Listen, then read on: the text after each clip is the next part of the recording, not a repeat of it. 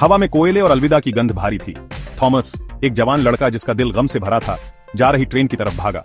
उसकी तेज सांसें उसके कानों में गूंज रही थीं। हर एक सांस समय के निकल जाने का दर्दनाक एहसास दिला रही थी।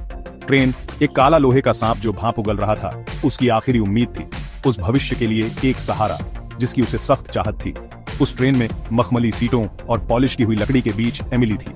उसका बाप एक अमीर उद्योगपति उसे बहुत दूर ले जा रहा था, एक ऐसी जिंदगी में जिसका थॉमस सिर्फ सपना देख सकता था। उन्होंने बचपन हंसी मजाक और चोरी छिपे एक दूसरे को देखने में बिताया था, एक रिश्ता जो मासूमियत में बना था। अब वह रिश्ता पतला हो गया था, जैसे तूफान में मकड़ी का जाला। ट्रेन ने गति पकड़ी, उसकी लयबद्ध आवाज एक भयंकर गर्जना में बदल गई।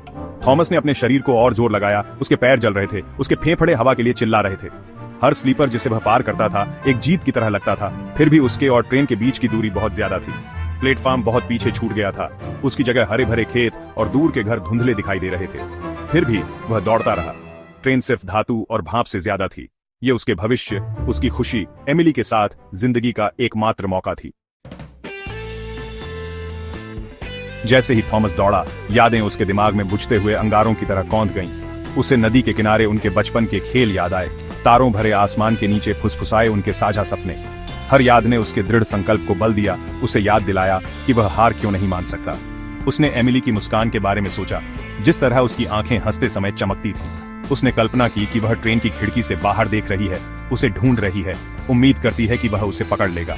यही सोच, यही नाजुक उम्मीद उसके पैरों को चलाती रही, उसकी हिम्मत को बनाए रखा। अब ट्रेन दूर एक बिंदु सी दिख रही थी। उसके इंजन की आवाज दोपहर के सन्नाटे में गुम हो रही थी। थॉमस, उसका शरीर थका हुआ, उसकी हिम्मत डगमगाती हुई, लड़खड़ाकर रुक गया। उसने अपनी पूरी कोशिश की थी, लेकिन ट्रेन कठोर, अजय जीत गई थी। जैसे ही उसने उसे गायब होते देखा, एक अजीब सी शांति उस पर छा गई। वह ट्रेन पकड़ने में असफल रहा था, लेकिन उसने अपने डर का सामना किया था। उसने अपनी मान्यताओं के लिए लड़ाई लड़ी थी। उसने महसूस किया कि जिंदगी उस तेज रफ्तार ट्रेन की तरह कोई गारंटी नहीं देती। वह बस इतना कर सकता था कि चलता रहे, प्रयास करता रहे और उम्मीद की ताकत पर विश्वास करना कभी न छोड़े।